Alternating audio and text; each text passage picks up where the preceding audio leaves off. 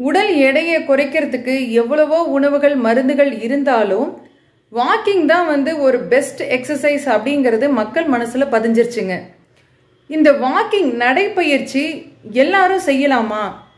இது உடல் எடையை கண்டிப்பா குறைக்குமா? உடல் எடையை குறைக்கிறதும் இல்லாம நாளங்கள்ல படிஞ்சிருக்கக்கூடிய கொழுப்புகளையும் உங்க உடல் உறுப்புகள் மேல படிஞ்சிருக்கக்கூடிய கொழுப்புகளையும் குறைக்க நடைப்பயிற்சி உதவுமா அப்படின்னு பாத்தீங்க அப்படின்னா, கண்டிப்பா உடற்பயிற்சி அப்படிங்கிறது ஒவ்வொரு உடம்புக்கும் ஒவ்வொரு வியாதிக்கும் மாறுபடும்.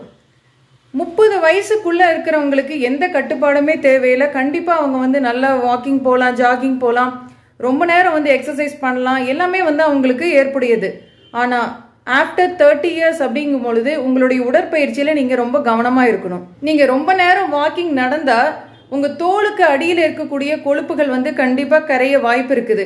ஆனா உங்க உடல் உறுப்புகள்ல படியக்கூடிய கொழுப்புகளும் உங்களுடைய நாளங்கள்ல படியக்கூடிய கொழுப்புகளும் உடனடியா குறையணும் அப்படின்னா கண்டிப்பா நீங்க உணவுல கவனம் செலுத்தணும். வாரத்துல ஒரு நாள் மட்டும் நீங்க அசைவம் எடுத்துக்கிட்டா போதுமானது.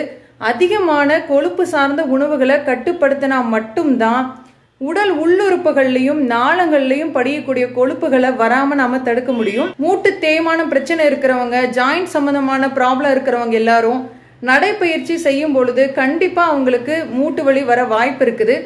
உங்களுடைய மருத்துவரை அணுகி உங்களுக்கான யோகா, உங்களுக்கான பயிற்சிகளை நீங்க மேற்கொண்டீங்க அப்படின்னா மேற்கொண்டு உங்களுடைய மூட்டுகளை தேயாம பாதுகாத்துக்கலாம். அதே சமயம் உடல் எடை கூடாமையும் ஆரோக்கியமா இருக்கலாம்.